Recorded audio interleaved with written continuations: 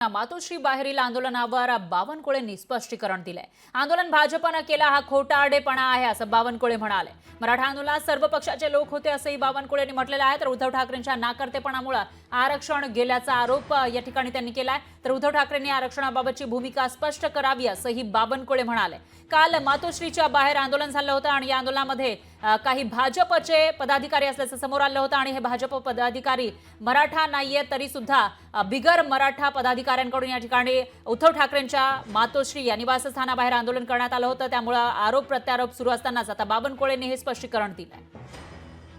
उद्धव ठाकरेच्या नाकर्तेपणामुळे मराठा आरक्षण हे मराठा समाजातून गेलं, याचा मी साक्षी आहे।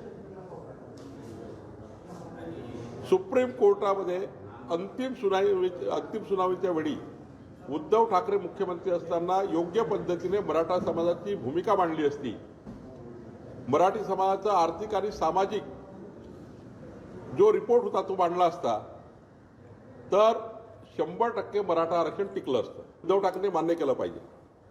होय, मी तेव्हा चुकलो, मी मुख्यमंत्री असताना चुकलो। मी मराठा समाजाचं आरक्षण जेव्हा एरणीवर होतं सुप्रीम कोर्टामध्ये, तेव्हा मी न्याय देऊ शकलो नाही। तर उद्धव ठाकरेंनी केलेली सर्वात मोठी जीवनातली चूक आहे, जी मराठा समाजाला आज त्या ठिकाणी रस्त्यावर यावं लागतं। लोकशाही मराठी ऐका, पहा, जागरूक रहा।